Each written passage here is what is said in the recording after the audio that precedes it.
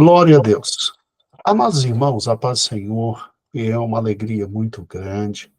Nós estamos nesse dia tão bonito, na presença do Senhor, e eu tenho comigo novamente a cabeça mais brilhante da Igreja Evangélica Pentecostal do Brasil para Cristo. Eu tenho a alegria de receber o nosso querido presbítero Renato. Renato já nos brindou com muitas revistas, e a última grande revista que ele nos abençoou foi sobre o Espírito Santo. E agora, a nossa nova revista, Jesus Cristo. Jesus Cristo. Eu estava, Renato, na minha aula de introdução, eu aproveitei, falei um pouquinho de teologia, falei um pouquinho das divisões da teologia e mostrei a centralidade da cristologia, né? De acordo com tudo aquilo que você nos instruiu na aula introdutória, porque a revista atrasou um pouquinho chegar, mas graças a Deus já chegou em todos os cantos. E sem sombra de dúvidas, né, Renato? Cristologia é o centro de todas as coisas, né? Seja muito bem-vindo, meu querido presbítero. É uma alegria te ter conosco. Senhor, e também a todo o ministério, a pastora Loide, e a todos os professores da Escola Bíblica, um grande abraço, e que nós possamos seguir juntos aí nesta caminhada, né, para entender um pouco sobre a pessoa de Jesus. A gente nunca vai entender tudo, né? Mas o básico a gente tem que entender. Com certeza, com certeza. Renato, a primeira lição, que está exatamente aqui da página de número 3, ficou tudo muito bonito, bem diagramado, né? E tudo direitinho, até a página 7, da página 3 à página 7. Vamos lá. Meu querido escritor, nós vamos começar com a encarnação de Cristo. Encarnação de Cristo. E a sequência aqui no sumário é encarnação, humanidade, divindade, Cristo na Trindade. Depois, Cristo no Velho e no Novo Testamento, morte de Cristo, ressurreição, ascensão, ofícios de Cristo, estado de Cristo e Cristo na escatologia. O que te levou a dividir a revista dessa forma? Qual foi a finalidade que você tinha em mente, meu amado escritor? É porque eu acho que, se a gente for analisar bem, uma das áreas mais combatidas da cristologia, de fato, é sobre a encarnação de Jesus, sobre a humanidade de Jesus, né? E a partir daí, Jesus como Filho de Deus, como membro da Trindade, né? E depois, trabalhando essa questão de Cristo no Velho Testamento, para que nós possamos ter o entendimento dele, né, das sombras que se projetam na imagem real, se cumprindo na pessoa de Cristo, né?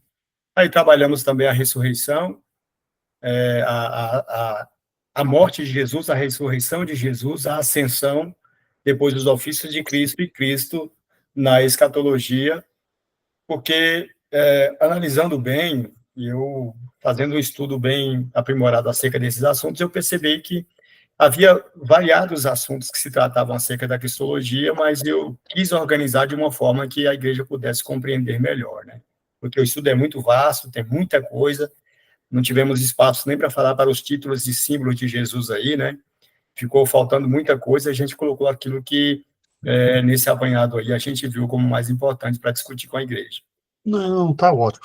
Mas tem o seguinte, como a nossa revista é feita para, na verdade, 4 meses, para que todo mundo comece junto e termine junto, então já vai preparando com calma os símbolos, né, os títulos, porque com certeza vai entrar em lição extra. Vai Sim. entrar em lição extra, né? Vai ser uma bênção, sim. Então, entendemos, muito boa a divisão mesmo, e, na verdade, você segue os eventos cruciais da vida de Cristo, expostos no Evangelho, né? que é encarnação, ou seja, nascimento, vinda, humanidade, né? E aí depois toda a questão dele agindo no tempo e no espaço, o referencial maior, morte, ressurreição, ascensão, ofícios e estados e o futuro, Cristo, no futuro não tão distante. Mas maravilha, maravilha, maravilha, maravilha mesmo. Louvado seja o nome do Senhor. Eu já tive a oportunidade de ler a revista inteira, meu amado Bem, presbítero, e ela está muito boa. Ela está muito boa. Vamos lá.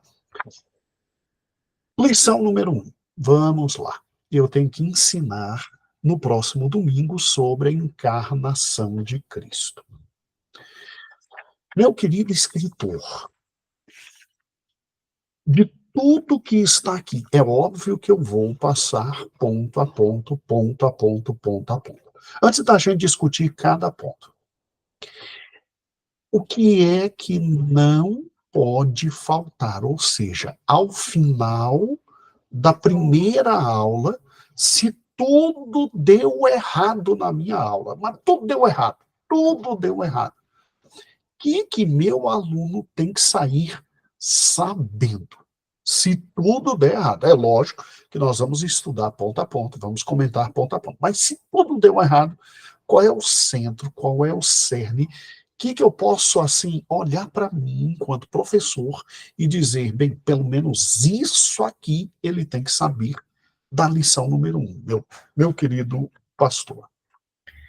na verdade, o aluno tem que sair consciente da necessidade e da importância da encarnação de Jesus para a nossa salvação. Porque se a gente for analisar bem, se Jesus não tivesse vindo para morrer por nós na cruz do Calvário, não haveria nem cristianismo para pregar. Então, o aluno tem que estar consciente de que o cerne da teologia cristã começa, de fato, quando Cristo ele se esvazia da sua glória, né, numa doutrina chamada de kenosis, para assumir a nossa humanidade, para que se tornasse possível dele realizar toda a simbologia litúrgica dos sacrifícios que eram feitos na lei, que apontavam diretamente para o sacrifício vicário e substitutivo de Jesus. Entender, então, que a encarnação é o que tornou possível a salvação da humanidade. Fantástico. Então, pela encarnação, eu tenho acesso à salvação. Sim. Isso é o centro da lição. Excelente. Muito bem, consciente disso, meu querido presbítero, vamos então aqui a toda a lição. Você dividiu a lição em exatamente 3 pontos. Fora a introdução, vem o ponto número 1, o plano da encarnação desde a eternidade. O ponto número 2, o prenúncio da encarnação de Cristo. E o ponto número 3, como o verbo se tornou carne. Como o verbo se tornou carne. Ok. Muito bem. Em primeiro lugar, o que é encarnação, Renato? Encarnação é a doutrina bíblica que diz que Jesus Cristo, sendo eterno, Filho do Deus Todo-Poderoso, Senhor do tempo e da história, Criador de todas as coisas, olha para a humanidade e, desde os tempos da eternidade, na presciência de Deus, sabendo que o homem iria pecar, ele se submete ao Pai, se voluntaria em oferecer a sua própria vida em sacrifício, e através de um milagre do Espírito Santo, ele recebe a nossa humanidade para ser capaz de interceder por cada um de nós como sacrifício vicário. Então, em termos bem simples, encarnação é Cristo se tornando um de nós, um Sim, homem. com certeza. Encarnação é isso. Tá. Então, você está defendendo a ideia de que a encarnação ela é literalmente, em primeiro lugar, uma submissão de Cristo a Deus, o Pai. Em segundo lugar, produto de vontade de Deus na própria eternidade, antes do homem cair, e que por intermédio dela, Deus vem ao homem e salva o homem. É Sim, exatamente isso? exatamente isso. A doutrina da presciência de Deus, né, nos mostra que Deus sabe de todas as coisas antecipadamente. E ao invés de evitar a queda do homem, ele permite a queda do homem, mas já dando a solução para a salvação da humanidade, para que o homem que foi feito à imagem e semelhança dele tivesse a oportunidade de decidir se queria ou não herdar a salvação. Então, o projeto de Deus não é um projeto fracassado, como dizem os teólogos liberais, que Cristo, de fato, não morreu na cruz e que a morte dele não tem importância para a humanidade. De fato, a morte de Cristo tem sim importância e é um dom gratuito de Deus, né, que foi concedido por Deus por amor a cada um de nós e é algo que deve ser aceitado de livre e espontânea vontade. Então, essa é, de fato, a razão da encarnação. Renato, vamos ser francos. Pensar que Deus se faz homem, meu amigo, isso é de uma loucura mental incomensurável. A mente da gente não alcança. Esse foi o motivo pelo qual você, já aqui, no ponto número 1, o plano da encarnação desde a eternidade. Você fala do mistério da encarnação? Sim, é, na verdade, um grande mistério, pastor, é algo insolúvel, porque se a gente for analisar bem, todo o nascimento humano, ele é constituído de uma relação íntima entre marido e mulher, entre tudo aquilo que diz respeito à concepção natural, né, que é a união ali dos gametas masculinos e femininos ali para gerar um embrião, e esse embrião vai penetrar o óvulo, né, e a partir daquele momento ali, aquele óvulo no útero, então, o espermatozoide penetra aquele óvulo e uma criança, então, passa a ser gerada no útero de uma mulher. Isso em termos simples dentro da ciência. Só que a encarnação de Jesus é algo tão profundo e tão misterioso que, além de não ter um nascimento fruto do relacionamento íntimo entre o homem e uma mulher, por sinal ainda, aquela que lhe deu à luz é uma mulher virgem, para acabar de vez colocando mais pimenta aí nessa salada, porque é algo extremamente complexo. Se já é um absurdo dentro do ponto da ciência, uma pessoa engravidar sozinha, sem a união dos gametas masculinos fundidos aos femininos, e ainda essa pessoa ser virgem, é só pela fé que a gente tem condições de acreditar.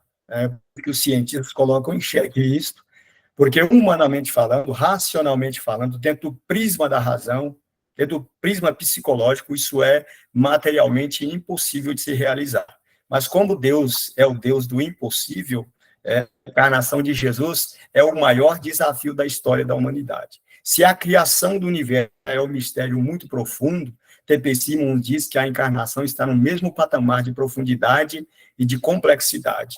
Então, nós não vamos conseguir, de fato, explicar a encarnação de Jesus. Nós apenas temos que nos encurvar de modo resignado diante da presença de Deus e aceitar esse mistério de uma maneira muito humilde e de uma maneira muito grata a Deus. Se parar e pensar, é um milagre, né? É um milagre. O milagre é só para Deus, né, Renato? Para Deus. Por isso que o Espírito Santo fez o que fez. Descerá sobre ti a virtude do Espírito Santo, Gabriel disse a Maria, e a sombra do Altíssimo te cobrirá.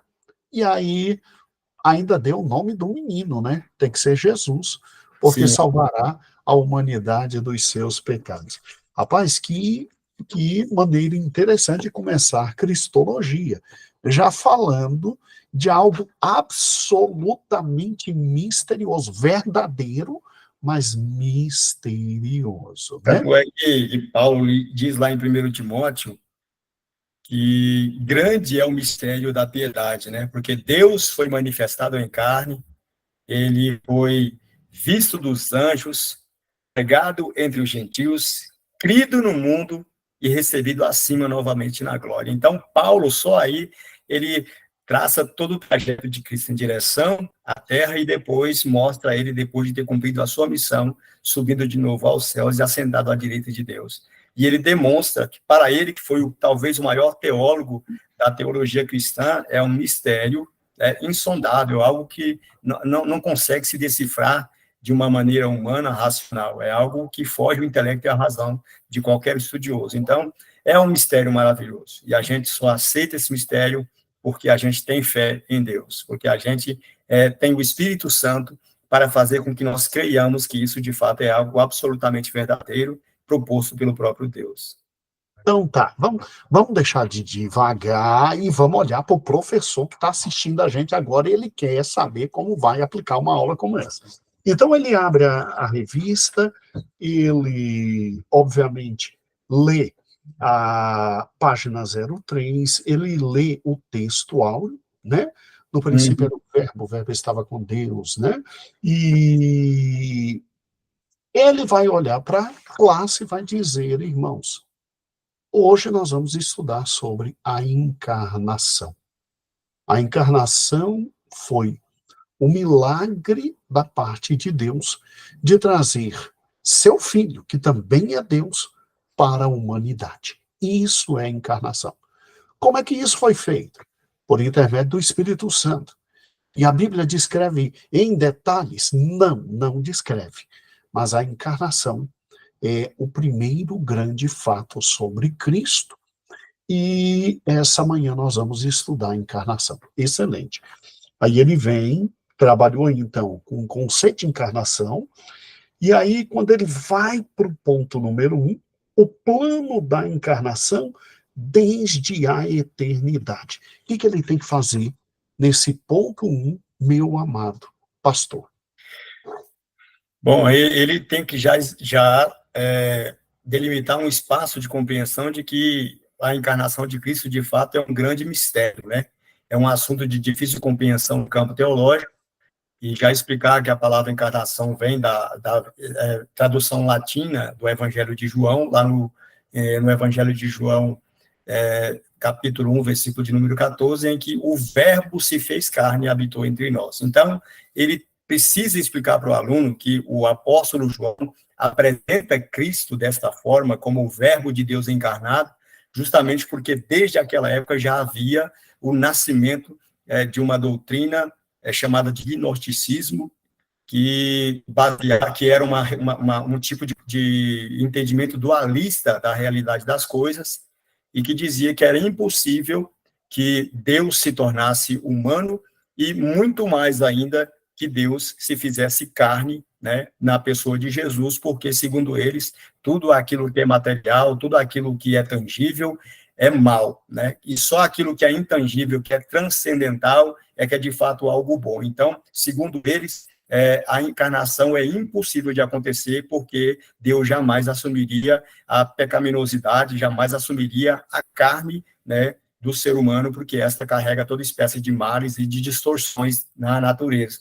E o apóstolo João, lá no capítulo de número 1 do Evangelho de 1 João, no capítulo 4, versículo 1, ele diz que todo aquele que confessa que Jesus Cristo veio em carne é de Deus, mas aquele espírito que não confessa que Jesus Cristo veio em carne, ele é o espírito do anticristo, ele nada tem em Deus. Então, já para entender o processo da encarnação, por que o apóstolo João escreveu dessa forma, já trabalhando esse conceito gnóstico de que Jesus não poderia assumir a humanidade, porque a carne, de fato, carrega tudo aquilo que é mal e pernicioso, né? Então, esse já é um ponto muito importante. Outra coisa é que a encarnação não... Muito bom mesmo.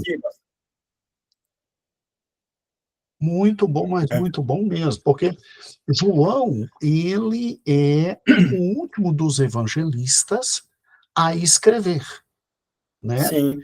E o período que ele escreve já tinha um gnosticismo que negava a possibilidade de Cristo estar em carne, porque, obviamente, nada que é carne presta.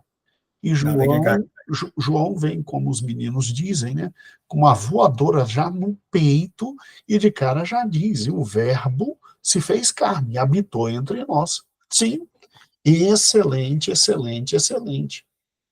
Pode continuar, meu querido presbítero. Então, eles dizem que para que Jesus assuma a natureza humana, ele tinha que se tornar um pecador, né? Mas o que a gente tem que demonstrar para os nossos alunos é que Cristo não morreu pelos pecados dele, porque ele não tinha pecado. Ele morreu por causa dos nossos pecados. Porque a partir do momento que Adão, nosso cabeça federal, nosso cabeça de raça peca, todos nós pecamos juntamente com eles e nos tornamos inimigos de Deus. Então, a encarnação é a proposta de reconciliação de Deus com a humanidade através de Jesus. Então, é por isso que a encarnação é necessária. Ah, então é óbvio. Por isso que, já falando desse ponto no 1.1, eu já emendo com 1.2 e 1.3, por quê? Porque a encarnação de Cristo já é um plano de Deus que vem desde a eternidade, antes da queda, já havia esse plano de encarnação. Deus já tinha, junto com Cristo e o Espírito Santo, planejado, e Jesus seria o executor desse plano, e é óbvio, 1.3, sem encarnação não tem salvação. Não Sem tem a vida salvação. de Cristo, não tem salvação. Ah, muito bom, muito bom. Vai ser muito bom mesmo, e é fundamental compreender todos esses fatos. Agora, vamos lá, entendemos direitinho. João vivia numa época que era o final do primeiro século, o gnosticismo tinha surgido e negava que Cristo viesse em carne, porque tudo que era carne era pecaminoso, e João veio e diz, não, ele tomou a forma humana. E ele tomou a forma humana como consequência, obviamente, de todo um plano de Deus desde a eternidade. Então, antes do mundo existir, já existia esse plano de Deus, e sem Cristo se tornar homem, ele não poderia salvar a humanidade. Entendido isso, Isso. É por meu isso que no querido, Apocalipse 13:8 diz que ele é o cordeiro que foi morto desde a fundação do mundo, né? E o apóstolo Pedro também diz que Cristo, ele foi morto desde a fundação do mundo, mas se revelou neste último tempo por amor a nós. Então, muitas pessoas podem questionar dizendo assim, olha, mas de fato a encarnação veio por causa de um tropeço de Deus, de não conseguir prever, né, de fato o que aconteceria com a sua criação e teve que improvisar. E na verdade não foi isso que aconteceu. Na verdade, Deus já sabia que o homem iria pecar, determinou isso desde a eternidade. Como eu disse no começo, Cristo se submete a esse propósito maravilhoso de vir para morrer por cada um de nós, mostrando que Deus ele já tem todas as coisas sob o seu controle e que tudo aquilo que aconteceu desde a queda do homem, por mais que a gente não consiga entender isso, foi uma permissão de Deus, e Deus, como remédio para sarar a chaga deixada pelo pecado, ele já desde a eternidade, antes mesmo do homem ser criado, de ser projetado, o homem, Deus já via o homem caindo no jardim do Éden e disse para Jesus, tu vai lá e vai entregar a sua vida para morrer por causa de toda a humanidade, né? Justamente porque Adão irá pecar. Então Deus sabia fantástico, disso. né? Deus sabia disso. Fantástico, fantástico, fantástico, fantástico. Ok, então, ensinando esse ponto 1, eu vou para o ponto 2, e no ponto 2, você desejou que a gente deixasse claro para o aluno o quê? Nos ajude a entender a relação do ponto 2 com o ponto 1, meu querido presbítero. Sim, a relação do ponto 2 é com o ponto 1, que a encarnação, de fato, no ponto 1, ela é vista como um mistério de Deus, e no ponto 1.2, que o plano da encarnação, de fato, como eu já havia dito, ele foi traçado, alguns poderiam dizer que ele foi traçado logo após a queda, como se Deus fosse pego de surpresa, ou talvez tivesse que improvisar as frestas, né? Mas ele, em sua presciência, previu a queda de Adão desde a eternidade, por isso ele providenciou a vinda de Cristo, também chamado de Logos Divino, e cumpriu isso no devido tempo, né? Lá em Gálatas 4:4, que cumprindo a plenitude dos tempos, Deus enviou seu filho, nascido de mulher e nascido sob a lei, para resgatar aqueles que estavam debaixo da lei. Então, na economia da salvação, Cristo ele foi conhecido antes da fundação do mundo. E esse projeto que nós temos aqui visto traçado pelo próprio Deus foi algo que foi feito em comum acordo com toda a Trindade, Pai, Filho e Espírito Santo, definiu o papel de cada um deles no processo da encarnação. O Pai previu a queda, juntamente com o Filho e o Espírito Santo. O Filho, ele se submete ao propósito do Pai, e o Espírito Santo vem e cumpre esse propósito, introduzindo Jesus de uma maneira especial no ventre da Virgem Maria, para que, de fato, então, ele fosse manifestado para cumprir aquilo que já havia sido determinado. Então, o plano da encarnação desde a eternidade, fala do mistério da encarnação e fala que isso foi algo realmente planejado por Deus, que não foi um acidente, como querem explicar muitos teólogos desavisados que não leem a palavra, ou se leem, são extremamente desobedientes àquilo que ela ensina. Na página 5 e 6, a gente tem agora o ponto número 2, o prenúncio da encarnação de Cristo. Aí você dividiu em 2.1, o proto-evangelho, 2.2, o prenúncio do nosso revestimento, 2.3, as profecias do nascimento do Messias. Quer dizer que Deus, além de ter planejado tudo isso, desde a eternidade, à luz do que está aqui no 2, na página 5 e 6, ele ainda avisa isso tudo para a gente? É isso mesmo? Sim, visa tudo isso para a gente. Ele traçou esse plano desde a eternidade e, a partir de Gênesis 3,15, ele anuncia como colocar em prática esse plano. A partir do momento que Adão e Eva vai e peca contra Deus, como nós dizemos aí no início, que o homem foi criado sem pecado, mas ele não estava livre de pecar. E que esse casal chamado de Adão e Eva, através do uso do seu livre-arbítrio, escolhe pecar contra Deus, e eles foram condenados à morte por causa dessa desobediência. E só que, com certeza, no coração, no íntimo de Adão, ele deve ter imaginado, e agora, o que é que eu vou fazer? Eu estou eternamente perdido. Mas ali no tribunal da queda, quando Deus estabelece um juízo, um julgamento triplo ali de Adão, Eva e Satanás, ele estabelece algumas disciplinas ali, que cada um deles terão que sofrer, né? Diz que Adão terá o seu trabalho ali, que terá que trabalhar e do suor do seu rosto conquistar o pão de cada dia. A mulher teria a dor na sua gestação multiplicada, e que a serpente, Deus trouxe um juízo muito maior sobre ela, dizendo: e colocarei inimizade entre ti e a mulher, entre a sua descendência e o seu descendente. Este te ferirá a tua cabeça e tu lhe ferirás o calcanhar.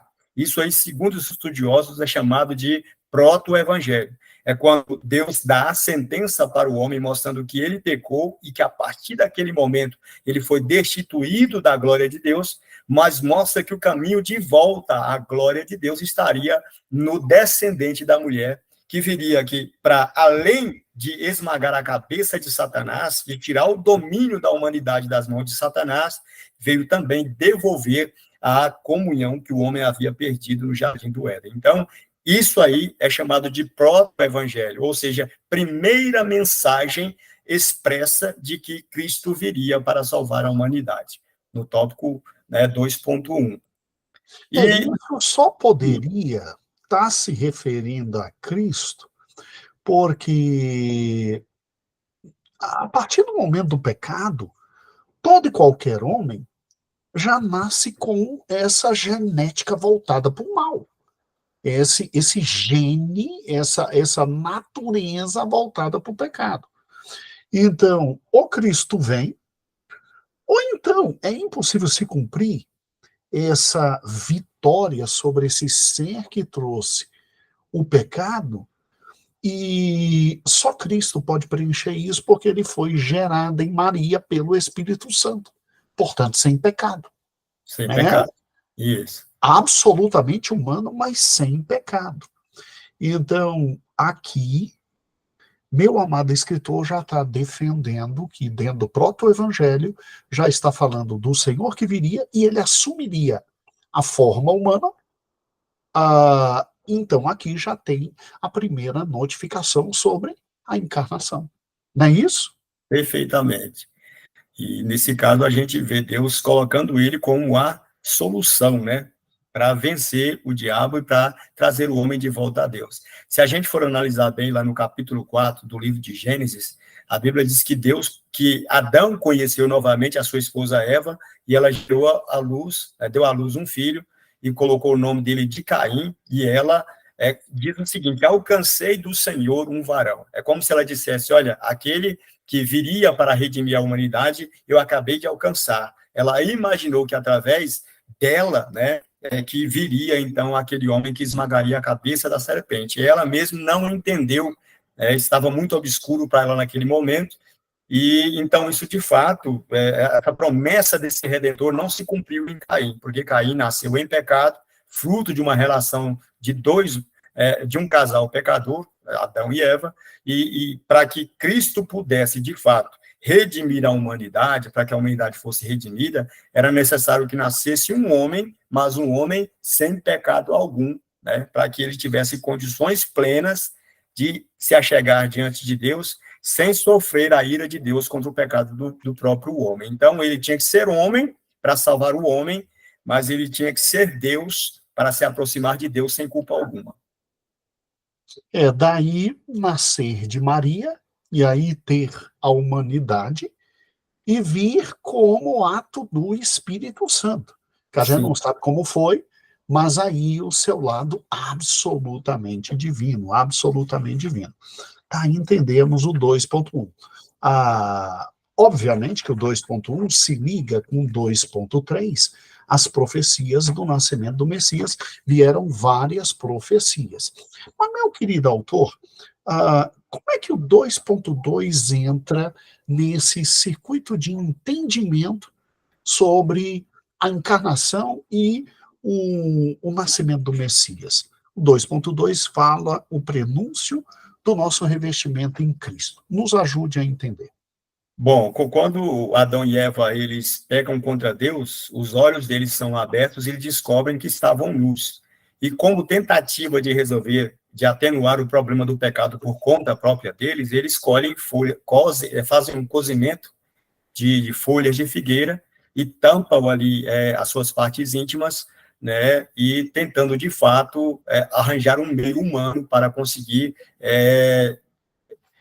de alguma forma, diminuir ou suavizar ou atenuar o problema do pecado da humanidade, pelos próprios meios, né? E aí nós discutimos aqui que as ações ou obras humanas, elas são insuficientes para minimizar a dura realidade do pecado, porque o pecado nos coloca duplamente nus diante de Deus, tanto em nosso corpo físico quanto em nosso corpo espiritual. Nós estamos sem revestimento espiritual a partir do momento que nós pecamos. Então, quando Deus ele vem ali e encontra com Adão e Eva e percebe que os dois estavam nus, né, ele apresenta ali, então, tira aquelas folhas de figueira que eles tinham vestido, e ele, é o que se entende, que ele faz uma veste de pele de animais e cobre, né, aquele casal da sua nudez, e ali os estudiosos entendem que isso é um prenúncio do revestimento de Cristo, uma vez que alguém teve que dar a sua vida, né, e através da sua vida, além de o seu sangue ser derramado, houve uma cobertura da intimidade, houve uma cobertura da nudez daquele casal, e isso, de fato, representa Deus como um sacerdote, sacrificando Jesus na cruz do Calvário, né, para que ele pudesse nos revestir da justiça de Cristo.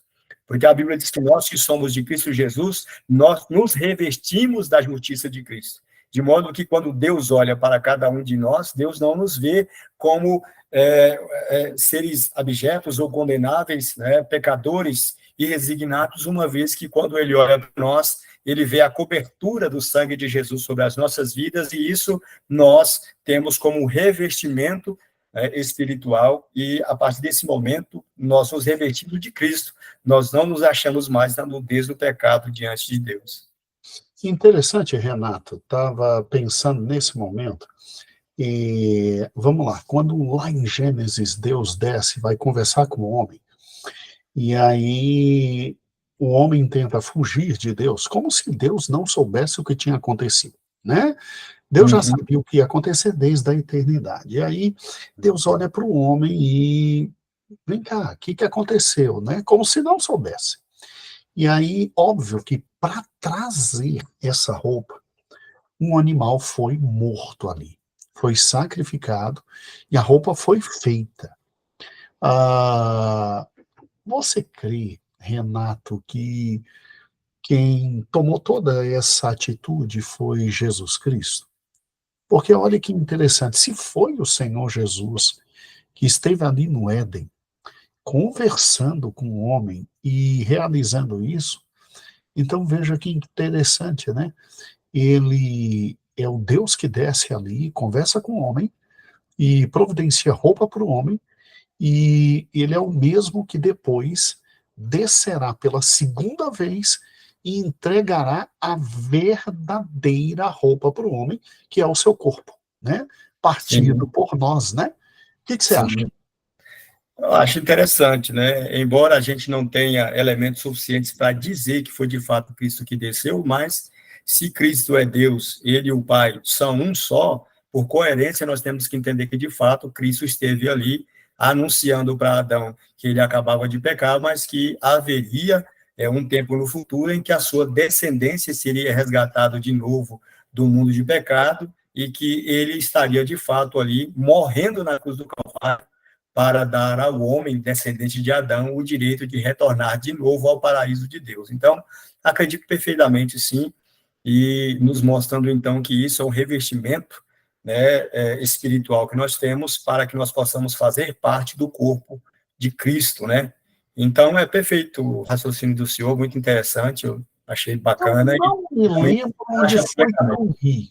Eu não me lembro onde eu foi que eu li. Eu estava procurando hoje à tarde para te mostrar, mas foi um raciocínio assim tão precioso e tal. Eu estava lendo antes de conversar com você, e aí eu não me lembro que teólogo eu li, mas ele dizia de forma muito clara: olha, é o proto-evangelho todinho Gênesis. Gênesis capítulo 3 é o proto-evangelho todo, e 4 mesma coisa. E então, aquele que um dia haveria de descer e entregar seu corpo, para, por intermédio do seu corpo, nós sermos literalmente salvos. Tanto é que a gente come do corpo e bebe do sangue, né? Ele é aquele que desce lá no Gênesis, como se dizendo: ó, eu vou voltar a descer. Entendeu? Eu vou voltar a descer, eu vou resolver isso de forma definitiva, mas deixa eu resolver provisoriamente isso aqui. Rapaz, mas eu procurei. É que a gente lê tanta coisa que a gente fica meio perdido, né, Renato? É Mas, incrível, incrível, mas é linda essa ênfase. Mas bem, tudo bem, mas é muito bom. né?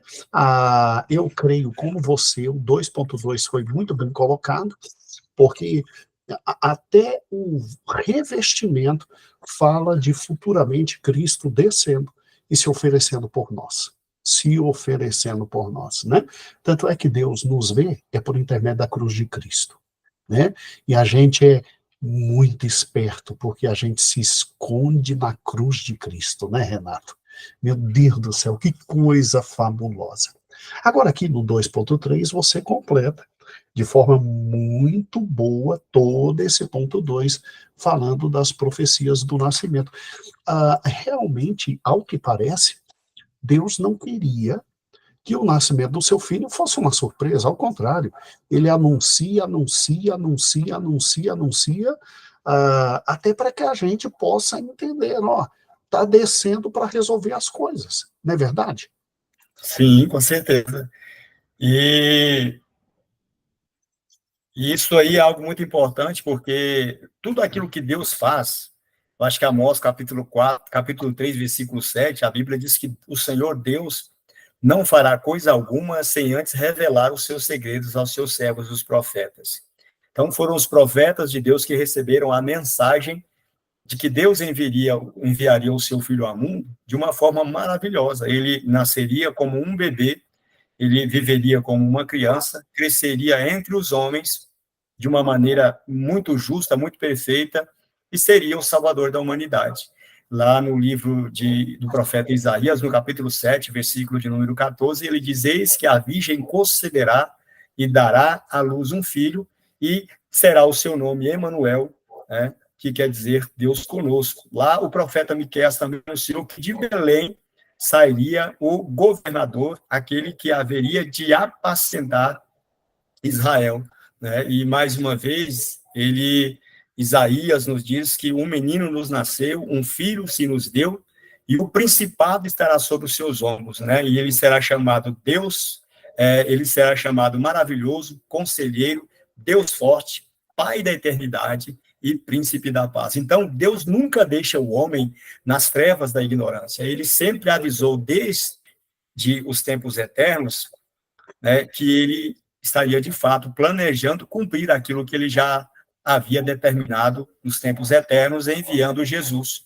Mas ele não queria que a humanidade fosse pega de surpresa, já queria que o homem começasse a se acostumar com a ideia de que haveria um Messias. Então, a visão de um Messias Salvador que viria para resgatar o povo de Israel da escravidão já estava presente em toda a cultura judaica, em todos os povos ali em volta de Israel, e até mesmo dos próprios samaritanos, que também aguardavam a vinda do Messias. Por quê? Porque as escrituras anunciavam isso, que Deus enviaria seu filho, né, como um ser humano para ser o Messias e o resgatador de Israel. E realmente não havia dúvida sobre isso. A noção exata é que seria um homem que pisaria no nosso chão, andaria na nossa terra, comeria nossa comida. Nunca houve dúvida sobre isso. Beberia nossa água. Muito bem, muito bem. E aí, no ponto 3, você nos traz o cumprimento, né? Lá na página de número 6 e na página 7, você traz o cumprimento. Primeiro você trabalha com a concepção, né? Depois o propósito e depois a questão da reconciliação. Vamos lá. Como é que a gente vai trabalhar esse ponto, meu querido escritor? Bom, a gente pode começar explicando para os nossos alunos a respeito da concepção da concepção sobrenatural de Jesus, né? Mostrando que para que ele pudesse se tornar humano, alguém deveria se voluntariar para que as profecias se cumprissem. E Maria, ela torna-se, então, um agente passivo dessas profecias veterotestamentárias que estariam indicando que, de fato, Jesus viria, né? E só que as pessoas não entendiam no passado como é que esta vinda do Messias aconteceria. Se ele viria simplesmente de uma virgem, mas não sabe como se daria o processo desta vinda. E o Novo Testamento ele vem para clarear o nosso entendimento. Lá em Lucas 1,35 diz que o anjo Gabriel aborda Maria, dizendo: salve agraciada, né? O Senhor, você é bendita entre as mulheres, porque você foi escolhida para ser a mãe do Filho de Deus. E ela disse: mas como posso eu dar à luz, né, se eu sequer conheci homem algum? E ele explicou em termos bem simples: olha, descerá sobre ti o Espírito Santo, e o poder do Altíssimo te envolverá, porque também o ente santo que de ti há de nascer será chamado Filho de Deus e será o Salvador do seu povo. Então, ali, de fato, o anjo explica como se dará o processo. Se dará por milagre imediato e do Espírito Santo. Mas para que isso acontecesse, Maria tinha que aceitar esse propósito, porque Deus não é invasor. Ele simplesmente não obrigaria aquela mulher a tomar uma decisão tão drástica na vida dela, uma vez que ela estaria colocando em risco o nome dela na sociedade, o casamento dela que estava prestes a acontecer com José. Então, havia algo em jogo, né? E Maria, ela se submete de uma maneira maravilhosa à vontade de Deus, mesmo sabendo que ela poderia até correr o risco de ser acusada de adúltera, de ser acusada de ter traído o marido e ter a sua vida exposta, né, à vergonha pública. E mesmo assim ela se submete e diz: faça-se em mim a tua vontade. A partir do momento que Maria diz: faça-se em mim a sua vontade, ela simplesmente achou-se grávida pelo poder do Espírito Santo. A partir desse momento ela concebeu, né, e então, de fato, Cristo começou a ser gerado no ventre dela. E só que o óvulo de Maria, ele não foi fecundado pelo sêmen de José, porque José é um descendente de Adão e é um homem que nasceu em pecado. Lá no Salmo 51, Davi diz que eu sei que, na verdade, eu fui gerado em pecado, né? E em pecado também me concebeu a minha mãe. Então, José não poderia ser pai de Jesus, porque senão Jesus nasceria um pecador. Outro fato muito importante é que, mesmo Maria sendo pecadora, o Espírito Santo, de uma forma maravilhosa, ele envolve Cristo de uma maneira poderosa, protegendo Jesus também do pecado da sua mãe. Porque as pessoas falam, ele nasceu só de Maria, não nasceu de José, porque José era pecador. Não, Maria também era uma pecadora, mas Jesus protegeu, Deus, o Espírito Santo, protegeu a humanidade de Jesus no ventre de Maria para que ele também não herdasse o pecado da sua mãe. Por isso que esse nascimento, além de ser um nascimento milagroso, é também o nascimento que mostra que só Jesus é, de fato, o ingênito Filho de Deus, aquele que tem a pureza em toda a sua essencialidade. Então, os evangelhos de Mateus e Lucas, eles são bastante expressivos em nos mostrar que Jesus nasceu antes mesmo de José e de Maria se unirem pelo sagrado matrimônio, né? Até o escritor Berkhoff, ele diz que isso salienta o fato de que o nascimento de Jesus, ele não foi simplesmente um nascimento qualquer, mas um nascimento sobrenatural, em virtude do qual ele foi chamado Filho de Deus. Por quê? Porque ele não foi gerado de semente de homem, mas o que havia no ventre de Maria era aquilo que foi gerado por Deus pelo poder do Espírito Santo no ventre de Maria. Porque é o poder do Altíssimo que cobre Maria com a sua sombra, e o Espírito Santo é que entra no ventre de Maria e produz esse milagre, fecundando o óvulo de Maria, possibilitando o nascimento de Jesus. Isso é um verdadeiro milagre, porque só um Deus poderia fazer isso. Por isso, o Espírito Santo também é Deus, como nós já estudamos. Só um Deus pode fazer isso. Porque ela não poderia gerar sem José. E Jesus é gerado sem José. E, ao mesmo tempo, ainda tem que nascer dali um ser humano 100% humano, né? Então, com olho, com nariz, com perna, com ventre, com todas as características humanas, mas não poderia ser tocado pelo pecado. E Maria é tão pecadora quanto. Tanto é que no hino que ela canta, ela diz: olhou para mim, que também sou pecadora, e etc.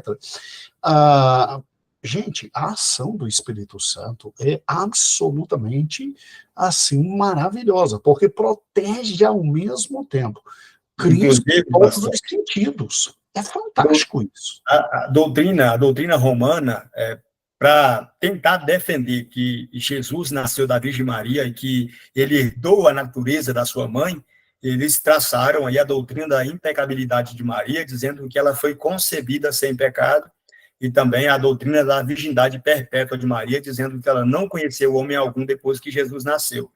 Né? E alguns teólogos lá do tempo do período patrício chamam isso de prototocos, ou portadora de Deus, a mãe de Deus, né?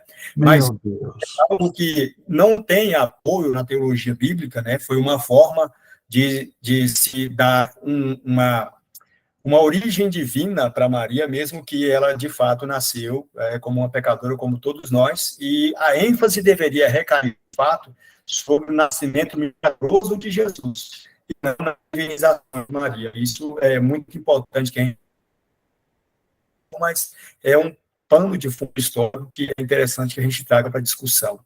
Né? Não, é fundamental, Renato, isso é fundamental. O trabalho do Espírito Santo foi completo. Gera uma criança sem um homem e gera uma criança que vai crescer num ventre. E como a próxima lição nós ainda vamos estudar a humanidade, 100% homem, mas não poderia pegar traço nenhum de pecaminosidade de Maria. Quer dizer, é alguém que, como toda mulher, era pecadora, mas que naquele momento foi instrumento de Deus para a bênção da humanidade. Isso é fundamental. Isso é fundamental. Porque senão a gente olha para Maria e começa a dizer salve, né? Salve, aí ficou difícil. Aí fica complicado. Muito então, bem. foi a partir daí que surgiu a doutrina da mariolatria, né? Até aí por volta do século III, ainda não existia esse tipo de entendimento, né? Infelizmente, isso veio depois dessa discussão. Ela lá no cântico, ela diz, meu Salvador.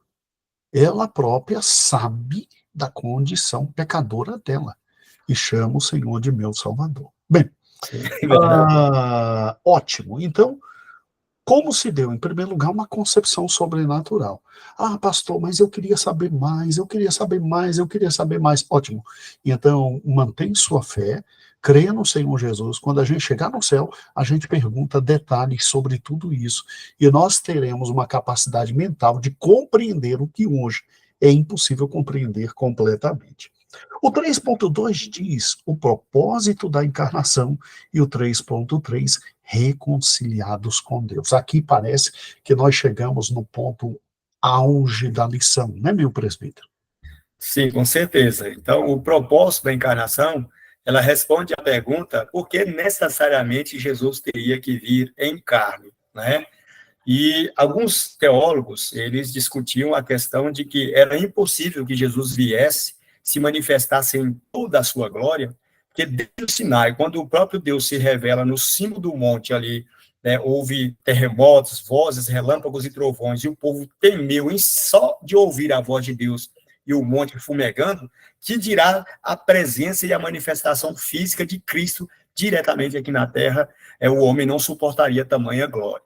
Outro fato é que, como Deus ele cria o homem, e o homem se tornou um cabeça federal da humanidade, um cabeça de raça, e foi o homem que pecou, Jesus não poderia vir como Deus, né, para morrer na cruz, porque Deus ele não pode sofrer a morte, ele não pode ser, de alguma forma, surpreendido pelas amarras da morte. Mas Jesus, quando ele se faz carne, ele vem com o propósito de morrer. Jesus não veio para outra coisa a não ser para morrer. Jesus, ele não veio só para fazer milagre, ele não veio só para curar as pessoas, para trazer uma pregação maravilhosa e trazer doutrinas fundamentais para a nossa vida. Ele veio, o principal objetivo de Jesus ter vindo ao mundo foi para que ele pudesse morrer por cada um de nós.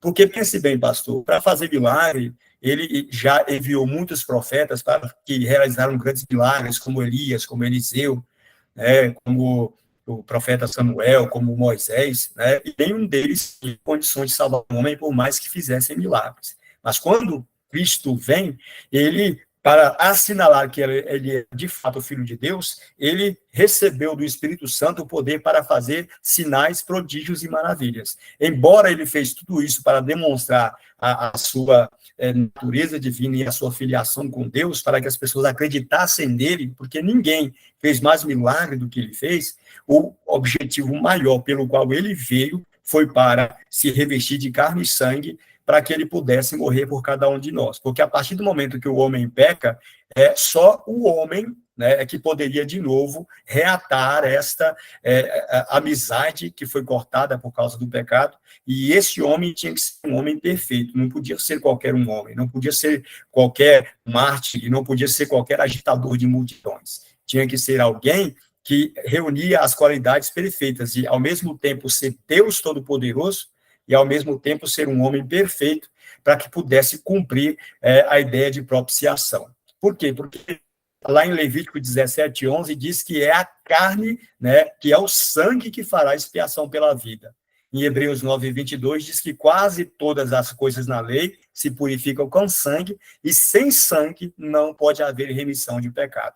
Então, Cristo assumiu a carne humana, porque a carne humana tem sangue de ser humano, e este sangue de ser humano que tinha que ser derramado no altar de Deus, chamado de Calvário, para que Deus pudesse, então, redimir o homem, expiar o pecado do homem como ele fazia. Quando o homem pecava contra Deus, lá no dia do Yom Kippur, o sumo sacerdote entrava no Santo dos Santos, e dentro da Arca da Aliança estavam as tábuas da lei, que era a mensagem de condenação para o homem. Mas quando o sacerdote vem e asperge o sangue daquele bode que foi levado para dentro do santuário, a ira de Deus se aplaca. Por quê? Porque a expiação foi feita. E expiar significa cobrir com um preço. Então, a partir daquele momento, o preço de resgate foi pago por Cristo. Assim, visto que na eternidade o Logos ele não possuía um corpo físico, era necessário que, por meio da encarnação, ele se revestisse da nossa humanidade, né, de carne e de sangue,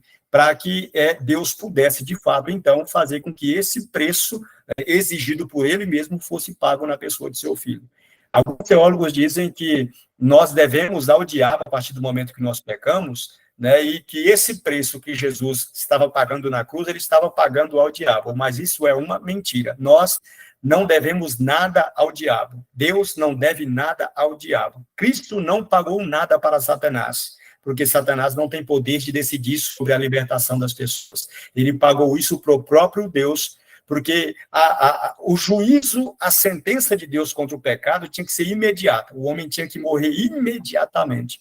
Mas, por sua infinita misericórdia, Deus permite que o seu filho se esvazie da sua glória, assuma a nossa humanidade, ele revista-se de carne e de sangue, sendo inocente, puro, imaculado, feito mais sublime que os céus, para que os nossos pecados fossem imputados sobre ele, para que, através dele, Deus nos concedesse o perdão dos nossos pecados. É interessante isso, porque somente o mais perfeito representante de nós, homens, poderia morrer por nós. Agora, Cristo também tinha que, ao subir aos céus, levar com ele também toda a divindade, porque, vamos ser francos, né, querido Renato, só um Deus tem condições de chegar perante outro Deus e pedir perdão e ser ouvido e aceito, né? Sim. É aquela velha história, né, que se você faz mal a uma criança, não adianta você ir pedir perdão para a criança, você tem que pedir ao pai da criança, né? Se você agride uma rainha, a falecida rainha da Inglaterra, a querida Elizabeth, que todo mundo adorava a velhinha, né? Você vai pedir perdão ao povo britânico inteiro, meu amigo. Quando você agride a Deus, meu amigo, meu Deus do céu, cara. Com certeza. Entendeu? Não é você que vai ao povo britânico pedir perdão. É o representante máximo da nação que vai pedir perdão para evitar uma guerra. Então, não é você pecador que vai pedir perdão, meu amigo. Ou vai um Deus te representando para conversar com outro Deus e pedir perdão, ou você está arrebentado. Então, realmente, não tinha como. Cristo tinha que ser 100% homem, 100% Deus.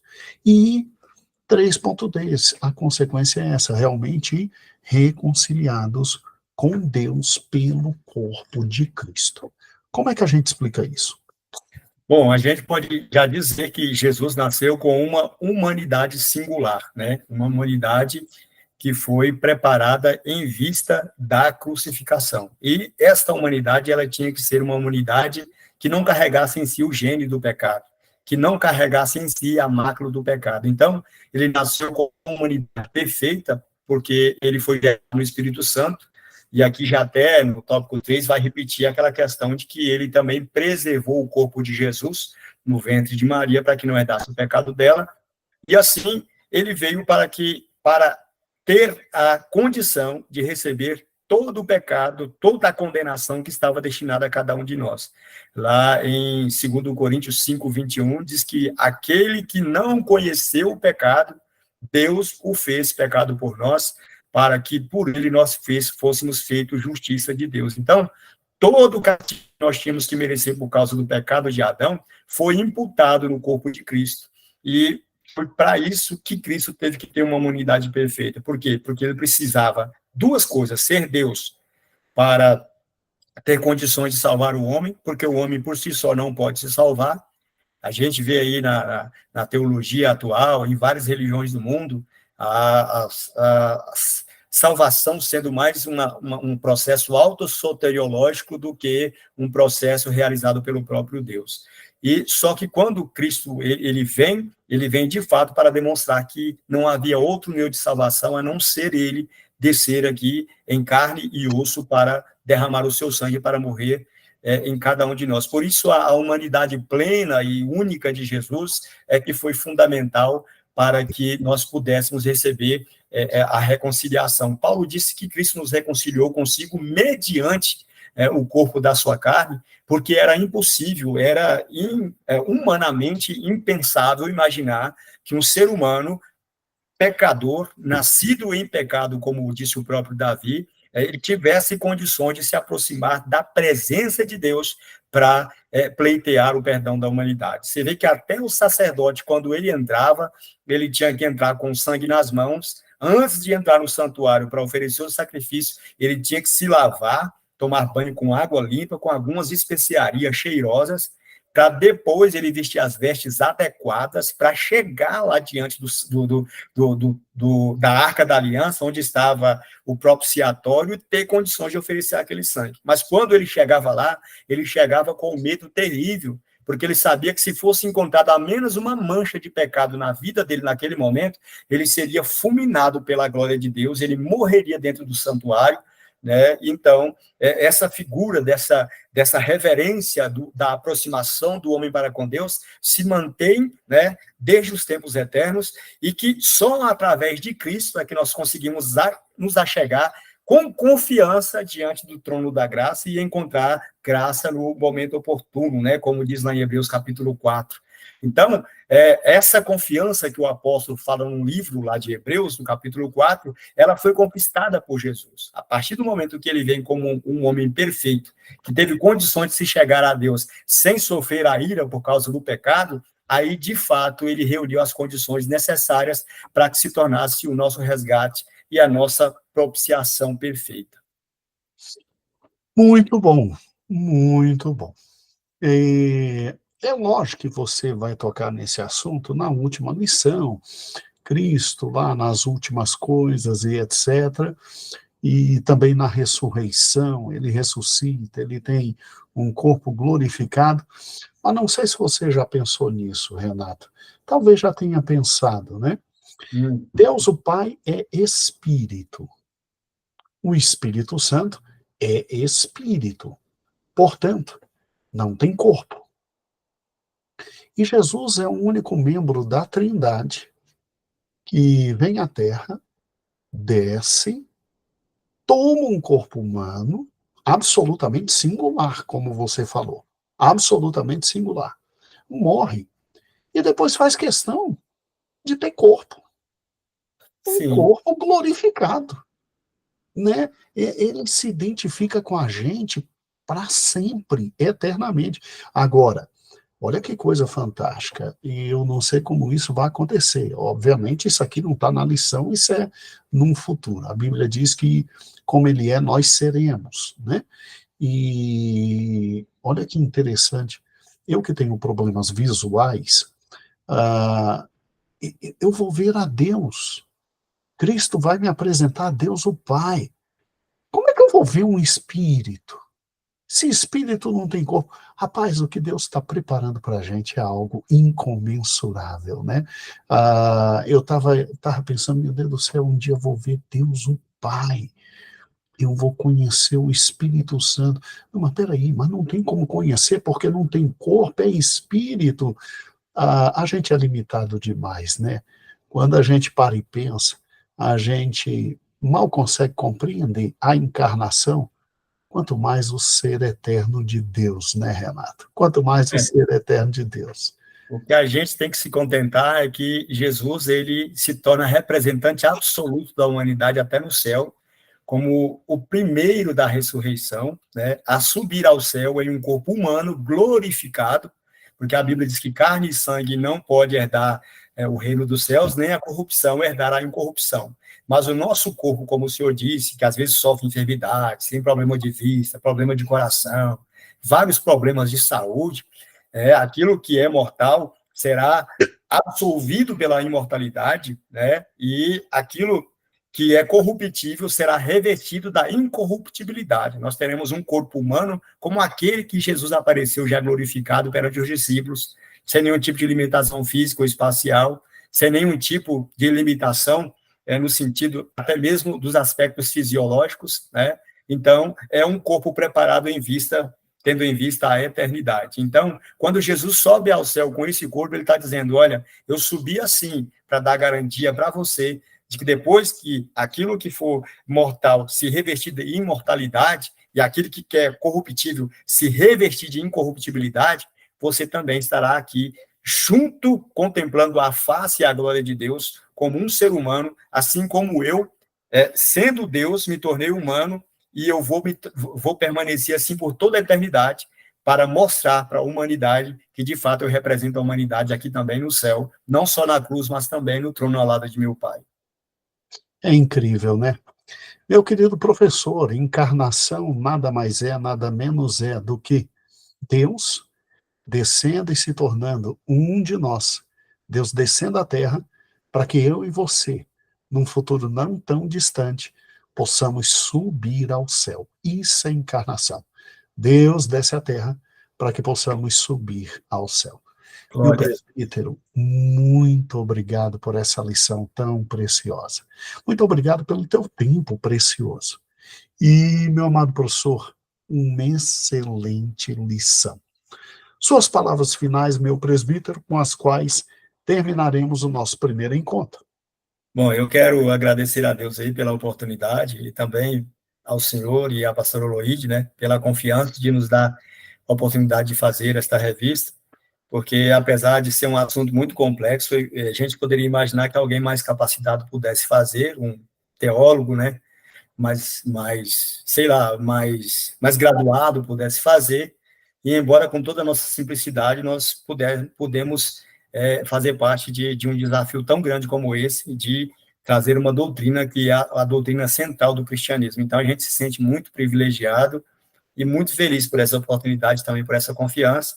E também digo para os professores continuar pesquisando sobre Jesus, né, para que possa enriquecer as suas aulas, não ficar só nas palavras aqui do nosso debate aqui, e não só no texto em si, mas procurar, de fato, na teologia, entender como se deu o processo de encarnação e tudo aquilo que gira em torno de Jesus como nosso Salvador. Então, muito obrigado e que Deus possa abençoar cada um de vocês, em nome de Jesus. Irmãos, toda segunda-feira nós queremos literalmente enviar para os irmãos a aula. Nem todas eu e Renata estaremos conversando, mas em todas o Renato estará. Portanto, um grande beijo e a paz do Senhor. E excelente aula sobre a encarnação.